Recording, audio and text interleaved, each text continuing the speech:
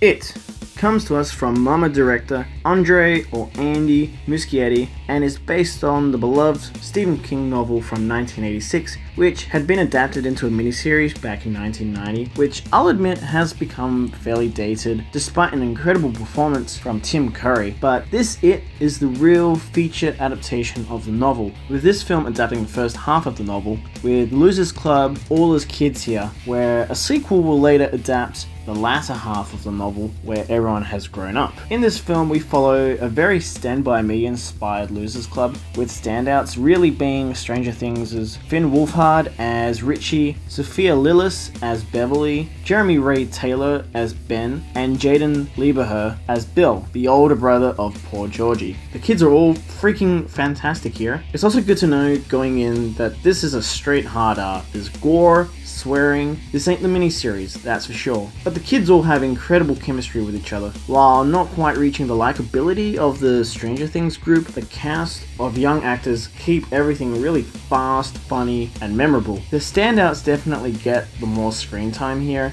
Despite other members of the Losers Club being introduced later on in the book, it just would have been nice to see a little bit more of them. But the draw here obviously is Pennywise the Dancing Clown, which I understand a lot of people have an affinity for the Tim Curry version, but what Bill Skarsgård does as It, or Pennywise, is on another level here. The guy is terrifying, while also maintaining that off sense of humor that Pennywise is known for. I do think the Tim Curry version played a lot more on the humorous side of Pennywise, while Skarsgård's version is just horrifying. He is scary, demented, and leaves you anticipating the clown's every appearance. If you've seen Muschietti's previous horror film Mama, you'll definitely get a good feel of the tone and vibe of the horror in It. A lot of the scares are done in a very similar manner here, where your traditional tropes are used quite effectively, like someone getting dragged away or disjointed running towards the characters. But Muschietti does a fantastic job at setting the mood and tone of the film that you don't really mind some of these more cliched scares.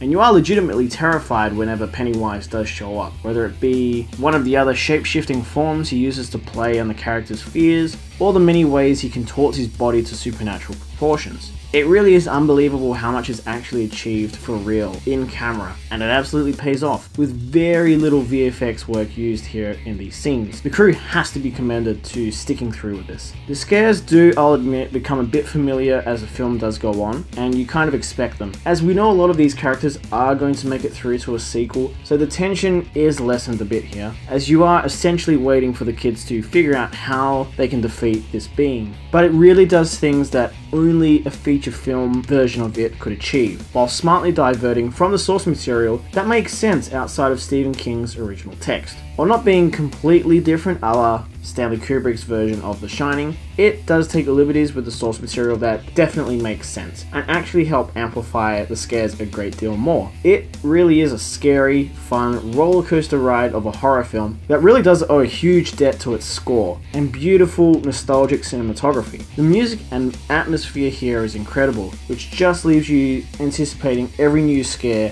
that awaits around the corner. Honestly, it is going to make huge bucks at the box office, and it deserves to, after Stephen King fans were left disappointed with The Dark Tower. It's great to see a King adaptation hit a home run with fans. This is definitely among the best horror films of the year. It gets a 9 out of 10 from me. Guys, I hope you liked this review. If you did like this review, do remember to hit the thumbs up button and leave a comment down below in the comments section. Are you looking forward to It, or have you seen It already? Do let me know down below. And if you'd like to subscribe to the Mono Report, do remember to hit the subscribe button with the little bell next to it, which will remind you of when the Mono Report uploads new content. And don't forget, you can follow the Mono Report on Facebook and Twitter at the Mono Report. Thank you so much, guys. Don't forget to stay right here for your Mono Fix. Bye, guys.